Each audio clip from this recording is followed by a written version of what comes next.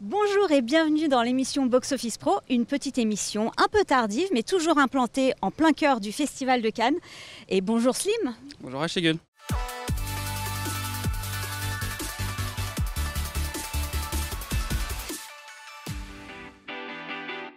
Cela fait quelque temps que nous suivons un pays en particulier, l'Arabie Saoudite, qui fait cette année sa grande entrée au Festival de Cannes et dans le monde, certains diraient dans la grande famille du cinéma.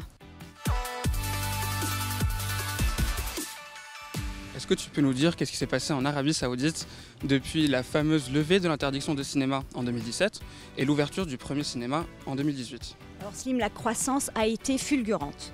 En 5 ans à peine, le royaume de 35 millions d'habitants s'est doté de 65 cinémas et de près de 600 salles, avec l'objectif d'atteindre les 2000 salles d'ici 2030. Et juste pour en finir rapidement avec les chiffres, ces 4 dernières années, l'ensemble de ce parc cinématographique flambant neuf a généré 30 milliards de rials saoudiens, ce qui fait près de 743 millions d'euros et représente 45% de l'ensemble du box-office de la région MENA, c'est-à-dire la région regroupant l'Afrique du Nord et le Moyen-Orient.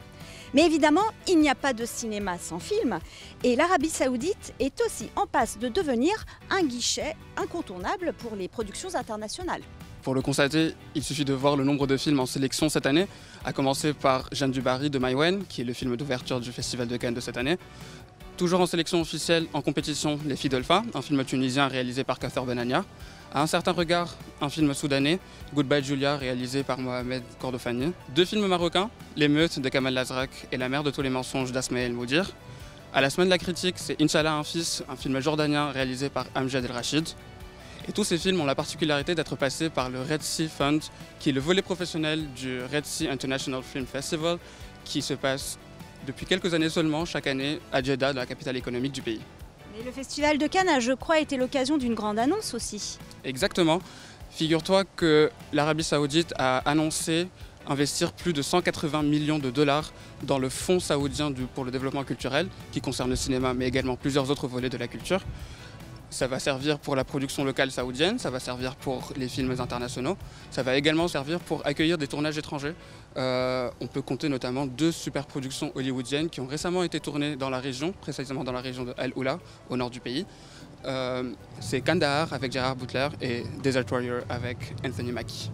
Mais alors, ils sont où les films 100% saoudiens qui parlent d'Arabie Saoudite ?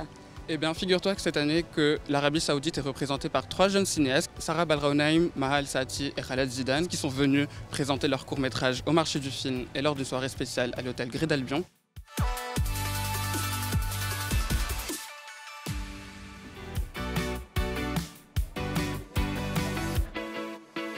One moment of attention.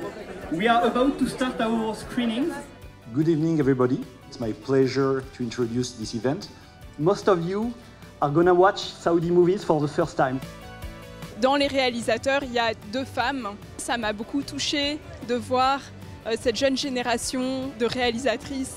Le deuxième film qu'on a vu, les couleurs étaient très pop en fait. Et on n'attend pas forcément ça du cinéma saoudien, ou en tout cas on ne le connaissait pas. C'est beau de voir que finalement, malgré nos différences, on est touché par les mêmes sujets. J'ai l'impression que c'est toujours un peu l'amour qui fait avancer un peu les choses. On va entendre parler du cinéma saoudien bientôt à Cannes, aux Oscars. 3 jeunes cinéastes que nous avons eu l'honneur d'accueillir sur le bateau, dont Box Office Pro est partenaire, ainsi que The Box Office Company, pour une table ronde en compagnie de Mélanie Toubeau, youtubeuse cinéma et influenceuse, et Jérémy Kessler, directeur des affaires européennes et internationales au CNC. Et pour ça, rien de mieux que leur laisser la parole directement.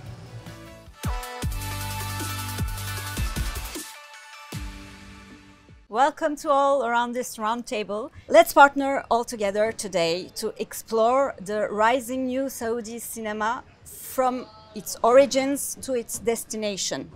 How do you end up as a filmmaker after growing up in a country where the cinemas were banned for 35 years? I don't think you necessarily have to be a film goer to be a storyteller. And there's people who have written novels or who have written music, and I think all forms of art kind of bring you to cinema. Not having cinema doesn't mean that we didn't have access to movies as well. So we're very much a VHS tape culture. I think there is a stereotype or a cliche about Saudi Arabia society. My film or my main character doesn't represent Saudi Arabia in general. No, he's just representing like a part of our society, or specifically himself. Maybe this is one of the things that the films do, make the audience know more about this community and their cultures. We are the same person, I think, because we don't have the same culture. So I discovered a lot in your 3 movies.